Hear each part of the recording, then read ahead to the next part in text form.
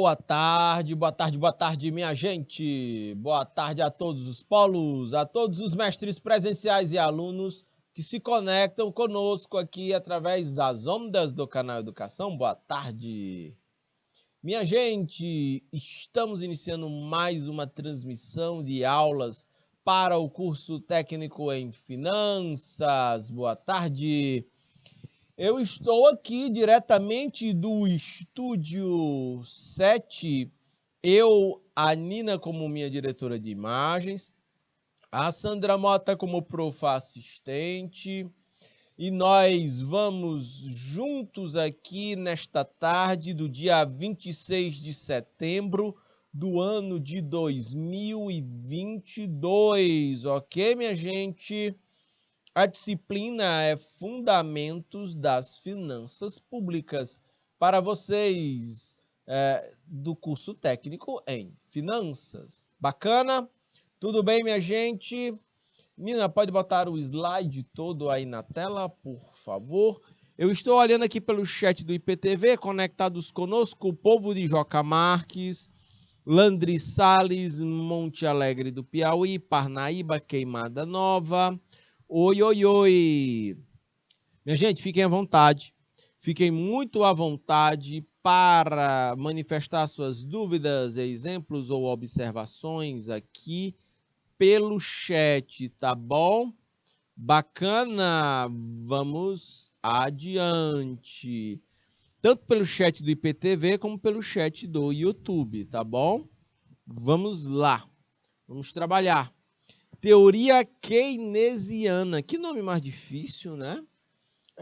Descentralização de poder, crise fiscal e governabilidade. Aí você olha assim, caraca, esses montes de assunto aqui, será que dá certo a gente entender? E aí eu digo que sim, com certeza. As coisas são mais fáceis do que elas aparentam ser, tá bom? Então, vamos adiante. O objeto de conhecimento da aula de hoje, nesse nosso roteiro de aula, ele é a teoria keynesiana, entender a teoria keynesiana. Ela vem de um cabra chamado John Maynard Keynes. Por isso que é teoria keynesiana. O Keynes, ele é um dos grandes clássicos da economia. A gente já tem tratado disso na aula passada. Eu falei sobre a escola clássica. Eu falei de alguns clássicos da economia como o Adam Smith. Eu falei do David Ricardo, do Thomas Malthus. Falei do John Stuart Mill. Depois eu mostrei o pensamento marxista, que foi elaborado pelo Karl Marx, porque são importantes e nos ajudam a entender como é que as finanças públicas podem ser vistas. E hoje a gente arremata falando sobre o John Maynard Keynes, esse inglês aqui que também escreveu muito sobre economia. Também vamos, depois do Keynes, falar sobre a descentralização de poder, crise fiscal, governabilidade e como é que isso aqui influencia nas finanças públicas. O objetivo de aprendizagem é a gente apresentar e dialogar sobre as contribuições do John Maynard Keynes para a economia. Da teoria à prática, temos atividade complementar com resolução de questões para que vocês façam aqui, tá bom? Beleza? Opa, boa tarde. Pelo chat do YouTube estou vendo a profa Aurissandra, lá de Baixa Grande do Ribeiro. Ela está aqui conectada com a gente pelo YouTube. Oi, oi, profa, tudo bem? Vamos juntos aqui nessa segunda-feira, viu? São agora 16 horas e 5 minutos do dia 26 de setembro do ano de 2022. Eu sou o professor Fernando Galvão. Nós vamos juntos em 2 aulas seguidas sobre finanças públicas, beleza? Vamos adiante. Muito bem. Eu falei para vocês que o... Pode voltar a imagem aqui para mim, Nina? Eu falei para vocês da escola clássica, e aqui é importante, vejam, os clássicos nunca saem de moda, ok? Então, você vê isso em músicas, né? Não falo do ritmo, do estilo música clássica, mas uma música clássica que eu digo muito conhecida, muito famosa, que fez muito sucesso, ela é atemporal, ela não sai de moda. Toda vez que você parar para ouvir, dependente da idade da música, ela, ao ouvir, você sempre vai perceber que ela faz muito sentido. É assim nas músicas, são assim nos filmes clássicos, e são assim nos livros. E na economia, nós temos 3 grandes clássicos que sempre valem muito a pena a gente estudar. A gente chama de cânones, né? São as obras principais, e depois dela você tem todas as demais produções literárias sobre economia. Nós temos A Origem da Riqueza das Nações, com o Adam Smith, defendendo uma visão liberal de economia. Nós temos depois O Capital, que foi escrito pelo Karl Marx, o filósofo e economista alemão. O Marx, ele criticava a visão liberal dos clássicos, do Smith, do Ricardo, do Stuart Mill e Malthus.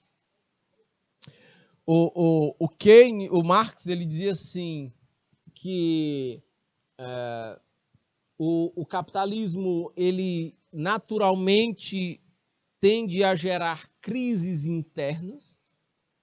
Essas crises internas trariam colapso ao sistema.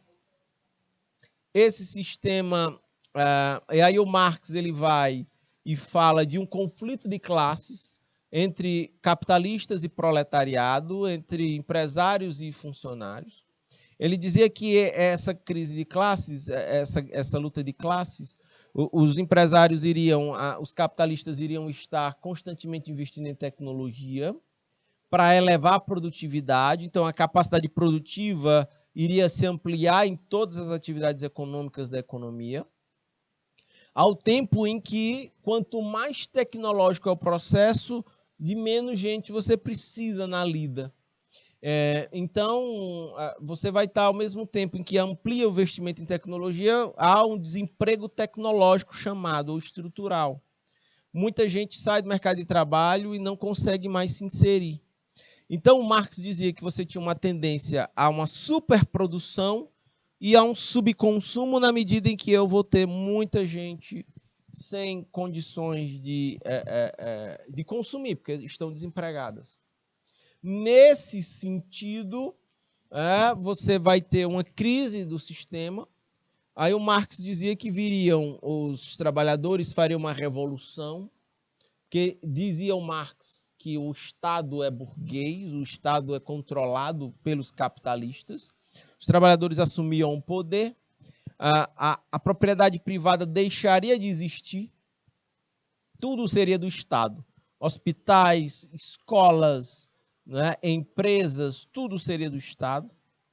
E com o tempo, o Estado deixaria de existir, as classes sociais deixariam de existir, e aí este socialismo que eu estou descrevendo agora se transformaria em comunismo.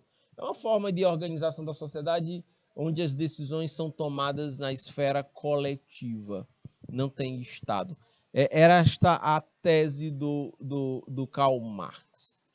Vejam que é uma ruptura. Você tem um outro sistema que não é capitalista. Os liberais pregam a liberdade de mercado, é um capitalismo de mercado livre. O Marx prega um outro extremo, que é o final, é a ruptura com o capitalismo. E o que a gente vai falar agora do Keynes, ele é capitalista. O detalhe é que o Keynes ele é um capitalista que não acredita na liberdade de mercado. Ele acredita que o Estado tem que ser um ativo interventor na economia. O Estado tem que intervir na economia para garantir o capitalismo e superar crises. E é sobre isso que nós vamos tratar na aula de hoje, porque isso faz todo sentido quando a gente vai discutir finanças públicas. Meus caros e caras futuros técnicos em finanças. Pode ampliar o slide todo aí na tela, Nina? O John Maynard Keynes ele é um outro economista que contribui significativamente para o pensamento econômico. Os três clássicos da economia, os três livros clássicos é A Riqueza das Nações, do Smith, O Capital, do Marx, e a Teoria Geral do Keynes. São os três grandes livros.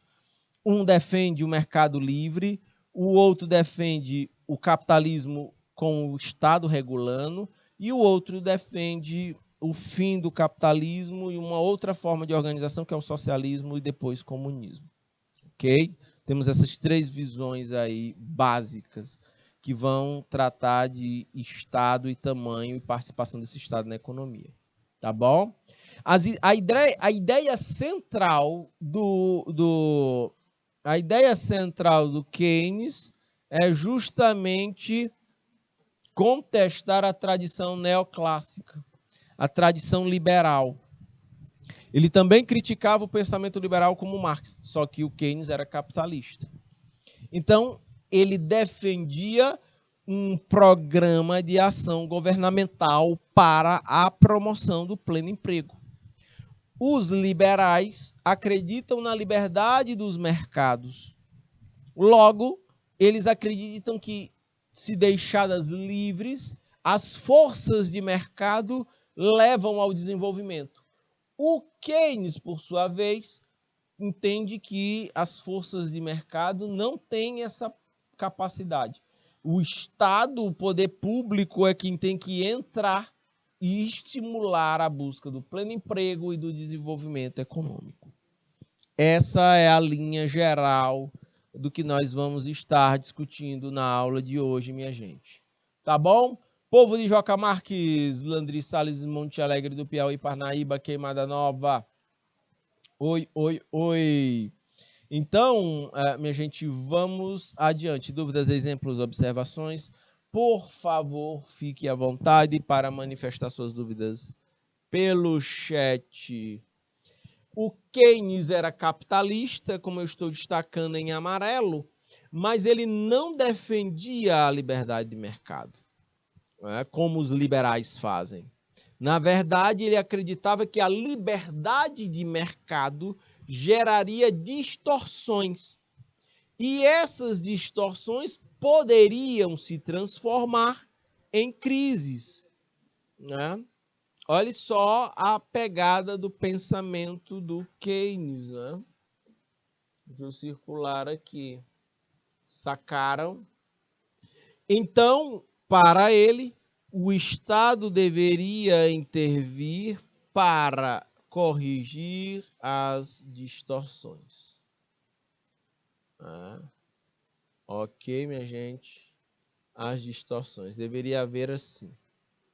Por exemplo, o monopólio, o oligopólio, que prejudicassem consumidores, por exemplo. De acordo com o Keynes, nós temos aqui, se deixado livre, o mercado vai formar monopólios, vai formar oligopólios. E em monopólio e oligopólio, numa relação de consumo, quem compra sempre está em desvantagem. E aí é que entraria o Estado para tentar evitar que essa distorção se transforme em uma crise econômica. Ficou claro, minha gente? Essa é a ideia do Keynes. E aí vocês poderiam me provocar. O Juvenal está me perguntando aqui. Professor, bem, se nós temos essa visão liberal de mercado, se a gente tem essa visão marxista, que prega o socialismo e posteriormente o comunismo, que diz que o capitalismo não se sustenta e que vai levar a isso. Aí você tem uma visão capitalista, mas de mercado regulado pelo Estado. Professor, qual é a sua visão econômica dessas três? E aí, respondendo aqui o Juvenal, o que é que eu posso dizer? É que dessas três questões, observando a teoria, olhando o que é que na teoria a gente verifica na prática, quais são os dados, as informações, as evidências, o que é que acontece, eu entendo que a visão do Keynes é a mais objetiva. Ela é uma que a gente olha na teoria e ela também se reflete na prática. Sacam? Eu também concordo com o Keynes quando ele vai dizer que, se deixadas livres, as forças de mercado podem gerar grandes problemas para a atividade econômica e que é importante o Estado intervir nesse sentido. Quer que eu dê um exemplo? Deixa eu usar o mercado bancário como exemplo aqui. Minha gente, no Brasil, nós tivemos o Banespa, era o Banco do Estado de São Paulo. O Banespa, ele foi comprado pelo Banco Real. O Banco Real comprou um outro banco, o Sudameris. E depois o Banco Real foi comprado pelo Santander, que também virou dono lá do antigo Sudameris. Aqui no Piauí tinha o BEP, o Banco do Estado, que foi comprado pelo Banco do Brasil. No Maranhão, o Bradesco comprou o BEM, comprou o Banco do Maranhão, o Banco do Estado do Maranhão. O Unibanco e o Itaú se fundiram, é um banco só. Entendem? E percebam o que as forças de mercado foram deixadas livres. O que foi que aconteceu na prática? Concentração bancária. Eu tenho poucos grandes bancos dominando todo o mercado consumidor de serviços bancários. Sacam isso? Os 5 grandes bancos brasileiros, né, controlam tudo.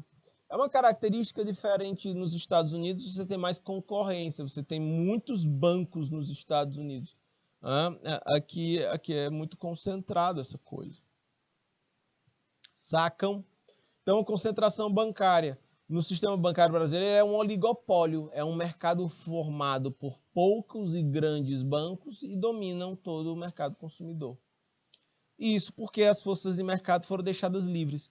Os bancos não disputam o mercado concorrendo para quem é que tem um juro mais baixo. Ele não vai querer atrair a Profauri Sandra dizendo assim, olha, venha para mim que eu tenho um juro mais baixo. Eu vou lhe dar essa e essa vantagem. Não é assim que eles concorrem. Os bancos concorrem em outras arenas.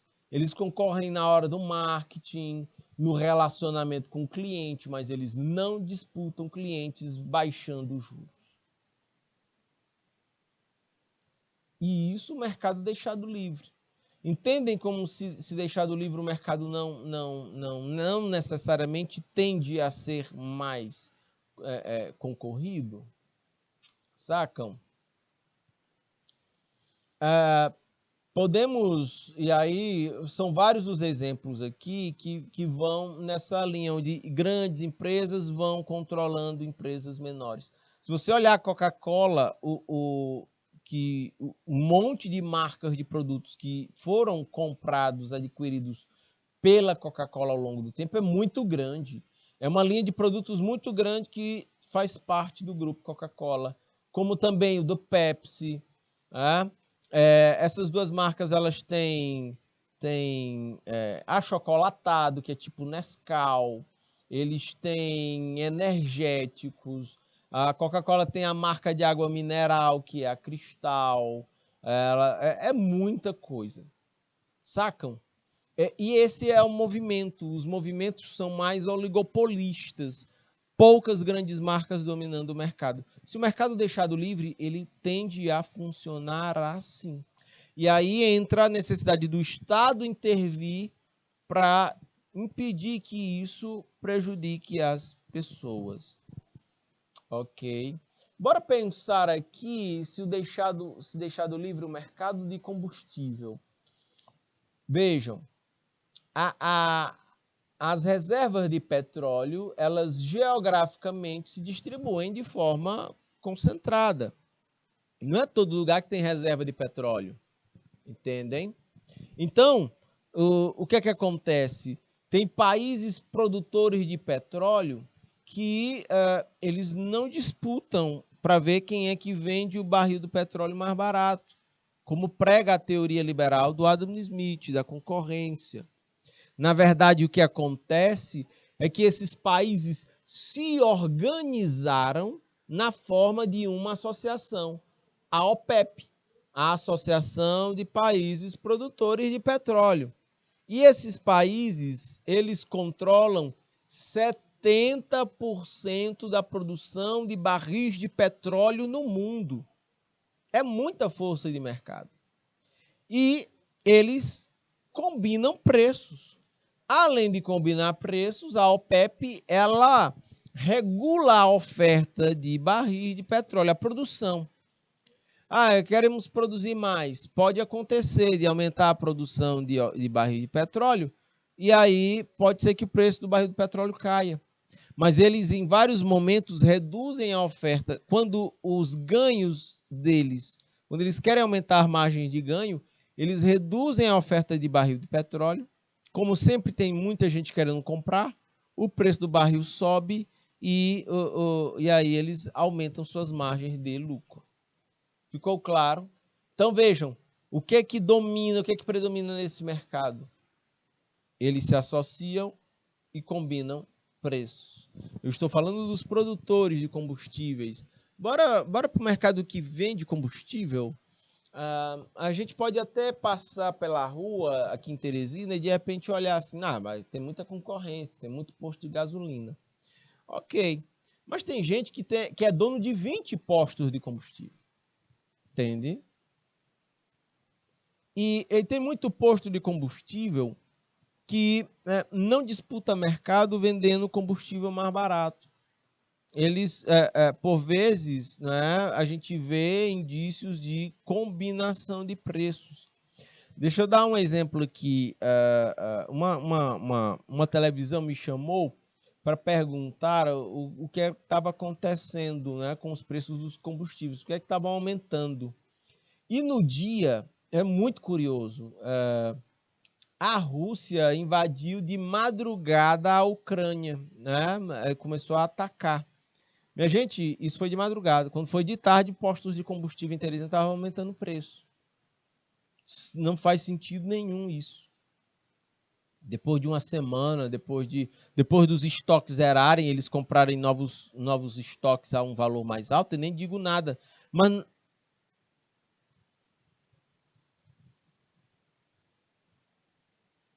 a Rússia invade de madrugada e o povo aumenta preço de tarde aqui em Teresina.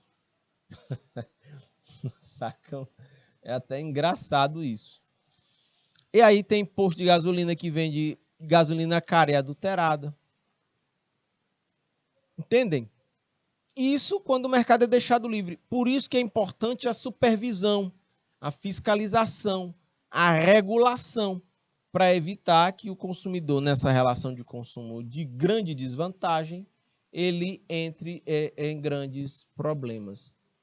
Ficou claro, minha gente? Sim ou não, por favor, me digam aí pelo chat. Então, se deixado livre, o mercado ele pode gerar grandes problemas, grandes crises aí, beleza? Ei, Nina, oi. Nina, dá uma olhadinha no relógio aí. Então, minha gente, vejam, quando a gente olha para esse contexto, eu posso, inclusive, colocar outros elementos práticos nesse sentido. Porque, por exemplo, vejam só,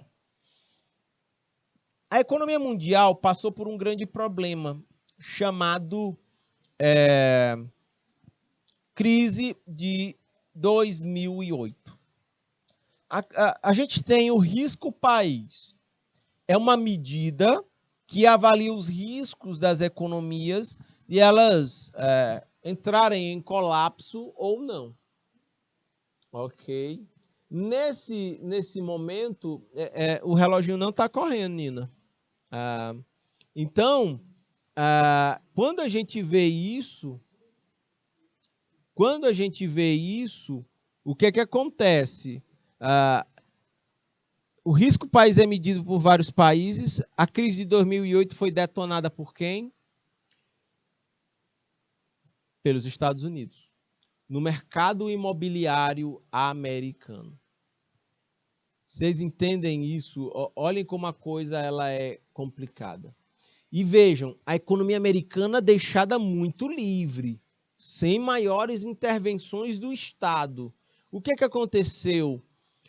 Os bancos, o sistema financeiro americano começou a emprestar grana a fulote, como diz o caboclo do interior, começou a emprestar grana a fulote para todo mundo, inclusive para quem não era bom pagador.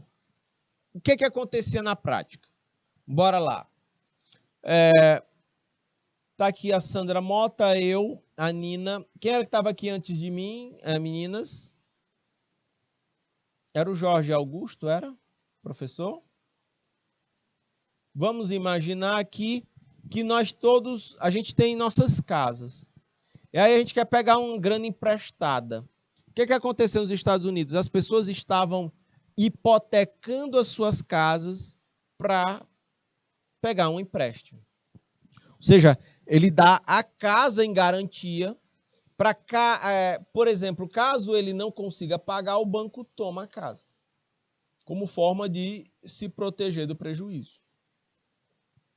Então, as pessoas estavam fazendo hipotecas e gastando com consumo. Não era nem de forma produtiva, era com consumo mesmo. Aí, detalhe, você vai ter eu fazendo isso, a Nina fazendo também, a Sandra Mota fazendo também, todo mundo fazendo isso. E por que os bancos estavam emprestando dinheiro até para quem tinha fama de mal pagador? Quem estava mal ranqueado, vamos dizer assim. Porque os bancos, é a história da ganância. Os bancos, eles estavam assim, vamos emprestar dinheiro à torta e à direita. Caso esse povo não pague, a gente, para não ficar no prejuízo, a gente, como as casas estão hipotecadas, a gente toma as casas. Quando eu for vender a casa lá na frente, eu me protejo do prejuízo. Pelo contrário, eu vou lucrar. Então eu empresto grana, eu sei que aquele indivíduo não tem condição de pagar, ele não vai me pagar, eu tomo a casa dele e fico com ela. É um ativo que depois eu vendo e pego a grana e embolso o lucro. Era essa a linha de raciocínio do sistema bancário americano. Eles estavam movidos por ganância e começaram a jogar dinheiro e crédito no mercado. Problema é que você vai ter, isso não aconteceu com uma, com duas, nem com três, nem com 10 pessoas. Aconteceu com milhares de pessoas. E aí, vejam, quando essas milhares de pessoas ficaram inadimplentes com os bancos executaram as hipotecas. Os bancos tomaram as casas das pessoas. Detalhe, com essas casas agora o banco podia vender e embolsar o lucro do negócio. Detalhe, isso aconteceu em massa na economia americana. Como os bancos tomaram muita casa de muita gente. Quando os bancos foram vender essas casas para recuperar os seus lucros, o que aconteceu? Não tinha gente disposta a pagar e os preços das casas, despencaram. Ou seja, os bancos realizaram prejuízo por conta dessa ganância. Por que isso aconteceu? Porque os mercados foram deixados livres para atuar sem maiores regulamentações. Nesse sentido, percebam, aí começou uma crise nos Estados Unidos que contaminou o mundo inteiro. E quem foi que salvou o mundo do colapso financeiro global? Não foi o mercado. Não foram, pelo contrário, as forças de mercado foi que geraram a crise de 2008. Quem salvou o mundo da crise de 2008 foi a intervenção dos estados na economia, do Estado americano, do Estado do Banco Central Europeu, do Banco Central do Japão, que injetaram recursos públicos na economia para poder compensar os prejuízos privados e gerados. Ficou claro, minha gente? Quando eu estou dizendo isso, percebam, a liberdade de mercado bagunça a economia, o poder público foi quem, a intervenção do Estado na economia foi quem reorganizou. Por isso ainda estamos aqui. Entendem? Por isso que eu sou da linha do Keynes. Por tudo que eu vejo, entendo que o Estado... Porque, vejam, numa recessão, numa grande crise, os consumidores que têm sua renda diminuída, eles vão reduzir o seu consumo. Eles vão comprar menos, porque tem muito mais incerteza no mercado. As empresas, numa crise, elas não vão ampliar seus investimentos. Elas vão reter investimentos, vão congelar, porque eu não sei como é que vai ser amanhã, então eu tenho que me garantir. Então, na economia, o único ente capaz de nadar contra a maré recessiva é o Estado, que é capaz de, mesmo na crise, injetar grana na economia para tentar tirá-la de uma recessão. Isso aconteceu, eu citei 2008, isso aconteceu também em 1929 nos Estados Unidos. Com a Depressão Americana de 1929, o pessoal esperou as forças de mercado tirarem a economia da crise. Ou seja, esperou-se que a economia por si só pudesse sair da crise. E aí a crise detonou em final de 1929. Aí a crise ela foi até 1930. As forças de mercado não tiraram a economia da depressão econômica. Em 1931, as forças de mercado também não apareceram para tirar a economia da crise. Meus caros futuros técnicos em finanças, em 1932, as forças de mercado também não apareceram para tirar a economia americana da crise.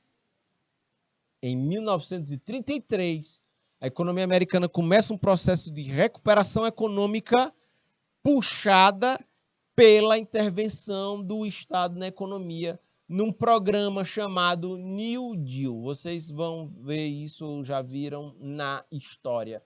No New Deal, na época o presidente americano era o Franklin Delano Roosevelt. Tem muita gente no mundo aí que ganhou o nome, Roosevelt, em homenagem a esse famoso presidente americano. Então, a economia americana começa um processo de recuperação econômica quando o poder público, quando o Estado intervém na economia, porque as forças de mercado não apareceram para tirar a economia da crise. Sacam? Então, por esses e outros todos elementos, se a gente deixadas as forças de mercado livre aqui no Brasil na pandemia, nós teríamos tido um colapso muito pior do que o que nós já tivemos. Ok? Muito mais empresas teriam quebrado, muito mais gente estaria desempregada e muito mais gente teria morrido de Covid. Se não tivesse tido uma mudança, né, na rota e o governo deixasse políticas liberais de mão e na hora de uma crise de fato usassem políticas keynesianas. É o auxílio emergencial, abrir linhas de crédito para as empresas. Essa coisa foi importante impediu que a gente estivesse em situação muito mais difícil. Ok, minha gente? Tudo bem? Câmbio? Então, Nina, pode botar o slide todo aí na tela, por favor? Então, vejam só. De acordo com o Keynes, o propósito maior é o pleno emprego. O propósito maior de uma economia é o pleno emprego, e as variáveis que devem ser estimuladas pelo Estado, pela intervenção do Estado na economia, é o consumo das famílias, os gastos do governo, os investimentos privados e o comércio exterior. Esse é o grande programa de ação governamental para estimular a atividade econômica. Câmbio. Ok, minha gente? Se eu quero alavancar a economia de Parnaíba, eu não posso deixar a economia ser guiada somente pelas forças de mercado. A gente precisa induzir, através de investimentos, que Parnaíba possa fortalecer ainda mais a sua economia. Essa é a ideia do pensamento keynesiano. Eu quero turbinar aí a economia de Queimada Nova. Pois bem, o poder público precisa induzir a maior atividade econômica em Queimada Nova. Essa é a ideia que roda no John Maynard Keynes, tá bom? Vamos adiante. Então, de acordo com a teoria do Keynes, essa intervenção do Estado, ela precisa se dar de forma permanente. Então, não tem essa história de deixar a liberdade de mercado conduzir a economia. O Estado precisa sistematicamente controlar a moeda e o crédito, porque se fizer isso, a gente consegue controlar a inflação. Não dá para esperar o mercado resolver as questões da inflação. É preciso uma ação pública para enfrentar a inflação. Ok. Um outro ponto é que o poder público precisa adotar uma política tributária e de seguro social e fomentar o consumo. É uma política tributária, o poder público tem que cobrar impostos da sociedade e, a partir dos recursos arrecadados com impostos, promover o consumo e políticas sociais para as camadas mais vulneráveis da sociedade. Essa era a ideia do John Maynard Keynes. Não era uma ideia do Malthus, que era para deixar o povo morrer sem políticas assistenciais. Ok? Câmbio. E uma outra linha de ação, de acordo com Keynes, seriam grandes obras públicas para incentivar e estimular o investimento privado. Ok? Por exemplo, foi feito nos Estados Unidos para enfrentar a Depressão Americana de 29. Não tinha grana. Não tinha grana, as pessoas estavam desempregadas. Tinha gente passando fome.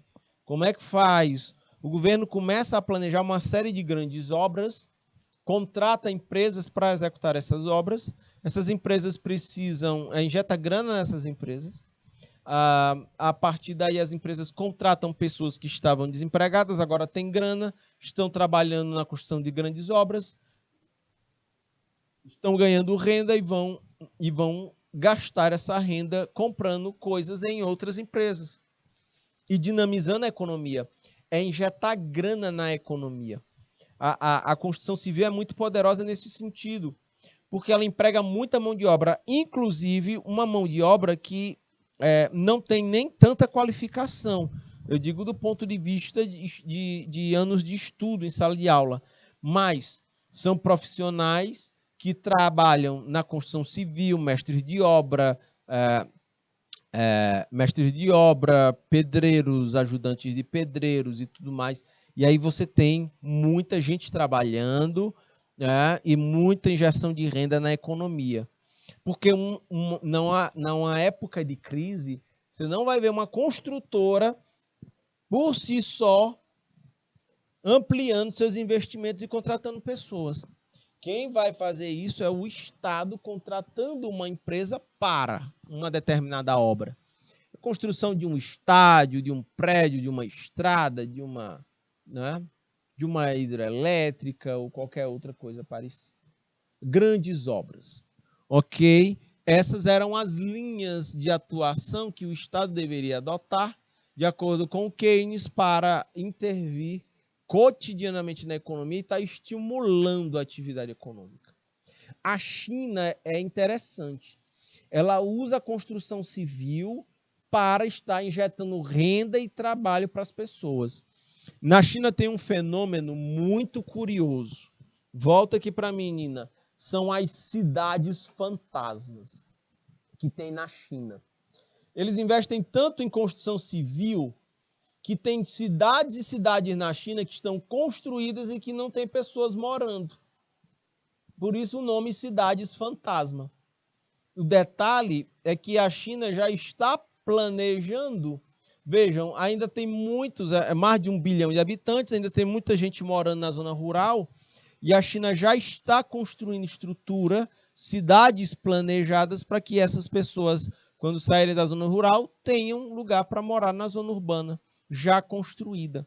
Então ela já gera postos de trabalho e renda e consumo agora, para construir cidades que ainda não estão habitadas, mas que vão servir quando essa população da zona rural vier de lá para a zona rural.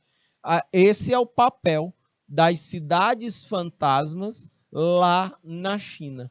Quem é liberal e olha, diz assim, epa, a China vai quebrar, está errado, a China está fazendo errado. Para quem não tem uma visão liberal, olha, a China está estimulando sua economia e planejando a sua organização urbana futura. Ok? Então, vejam, é muito interessante isso, esse embate de ideias diferentes sobre a mesma coisa. Tá bom? Minha gente, estou olhando para o relógio agora. São, neste exato instante, 16 horas, estamos chegando aos 45 minutos. Eu vou para um breve break, viu, minha gente? Já já eu volto e a gente continua falando de finanças públicas.